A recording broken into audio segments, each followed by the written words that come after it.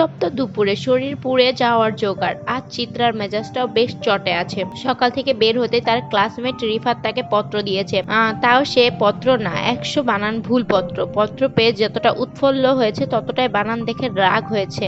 প্রেমপত্র না, যেন ক্লাসের সবচেয়ে গর্দভ ছাত্রের পরীক্ষার খাতা। চিঠিটা ছিঁড়ে কুটি কুটি করে রিফাতের মুখেই ছুঁড়ে ফেলে এসেছে সে। রাস্তা পার হতেই ওহিয়াপার সাথে দেখা হলো চিত্রার। ওহিয়াপার চেরিকে স্কুল থেকে নিয়ে এসেছে। চিত্রার কলেজ আর চেরির স্কুল প্রায় কাছাকাছি। পরিচিত মুখ দেখতেই চিত্রার মন নেচে উঠল। ছুটে গেল ওহি আপার কাছে। চেরিও বেশ খুশি হয়েছে চিত্রা আপাকে দেখে। চিত্রা আপার সাথে তার আবার বেশ ভাব। স্কুল কলেজের গলি ছাড়িয়ে নিজেদের এলাকায় ঢুকতেই বাহার ভাইকে চোখে পড়ল চিত্রার। পাড়ারের মোড়ে বড় পিলারটার সাথে দাঁড়িয়ে মনের তার কাছে এর চেয়ে বেশি গুরুত্বপূর্ণ আর কাজ নেই। চিত্রা আর চোখে তাকালো, মিনমিন করে বলল, বাহার ভাইয়ের কাছে এলেই সব জ্বলে যায়। যাই হোক, সেটা নিকোটিন বা হৃদয়। নিজের কথায় নিজেই অবাক হলো মেয়েটা। ওহি আপা শুনে ফেললো না তো? ভয়ে বহে ওহি আপার দিকে তাকাতেই দেখলো সে ফোনে ব্যস্ত। হাঁপ ছেড়ে বাঁচল সে। দু একটা রিস্কা চলে যাচ্ছে অদূরে। চিত্রার জুতোর ফিতাটা খুলে যাওয়ায় উপুর হয়ে বসে ফিতাটা লাগিয়ে নিল। ততক্ষণে ওহি আর চেরি বেশ খানিকটা সামনে চলে গিয়েছে।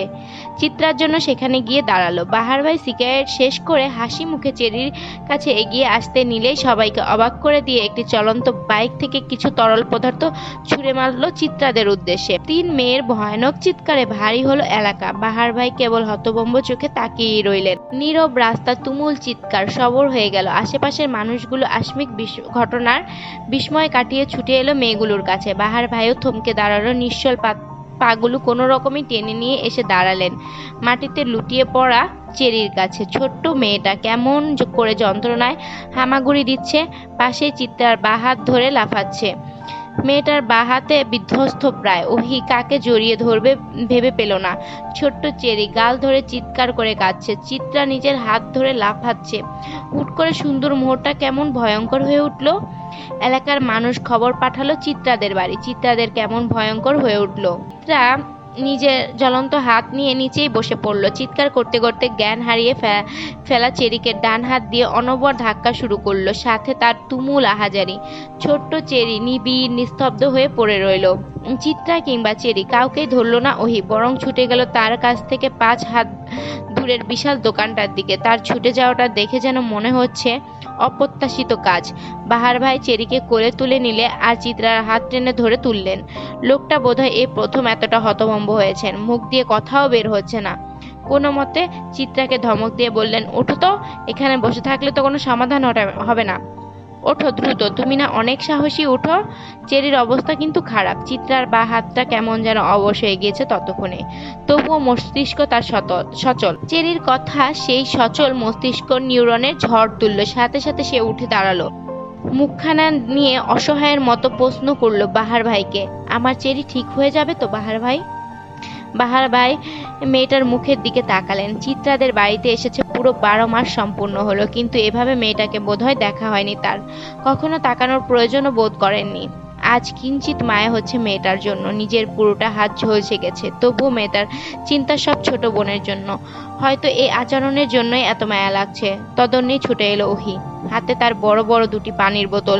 সে ব্যতিব্যস্ত হাতে একটি পানির বোতল বাহার ভাইয়ের দিকে এগিয়ে কাপা কণ্ঠে বলল, বাহার ভাই, চেরির মুখে হসপিটাল না যাওয়া পর্যন্ত অবধি পানি ঢালতে থাকবেন। আমি চিত্রাকে নিয়ে পরের রিস্কায় আসছি। পানি ঢালা থামাবেন না কোনোভাবেই। এই মুহূর্তে এসে ওহির চিত্রার প্রতি এতটা ভালোবাসায় বাহার ভাই মুগ্ধ হলেন। মুগ্ধতা কাটিয়ে তিনি পানির বোতলটা নিয়ে ধপ করে উঠে বসলেন রিস্কায়।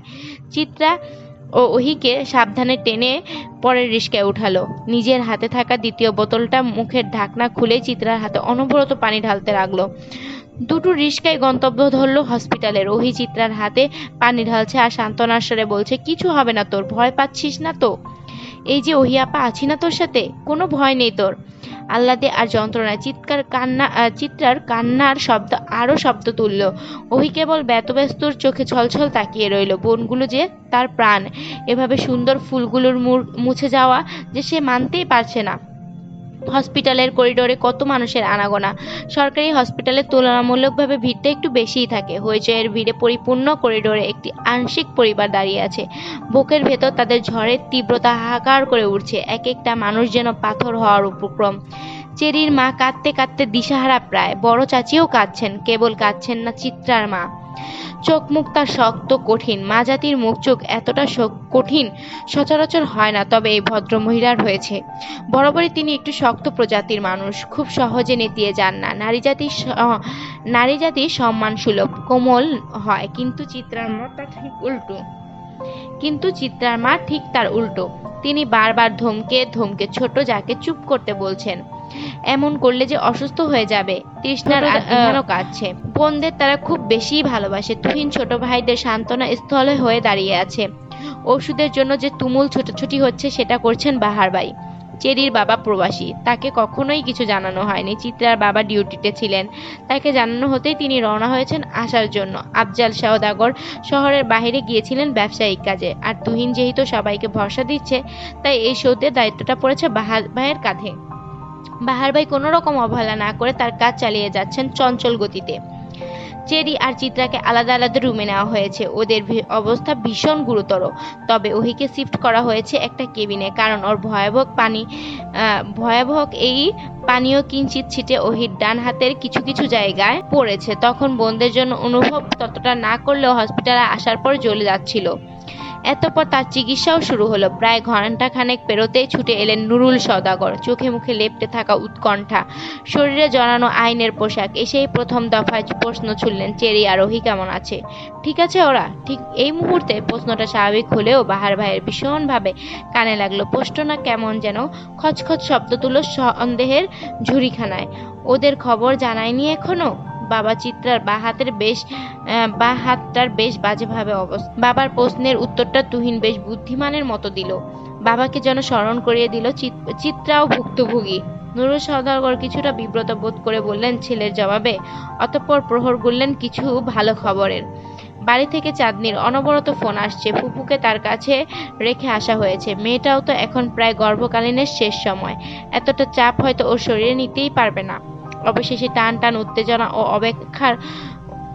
অপেক্ষার অবসান ঘটিয়ে বেরিয়ে এলেন ডাক্তার।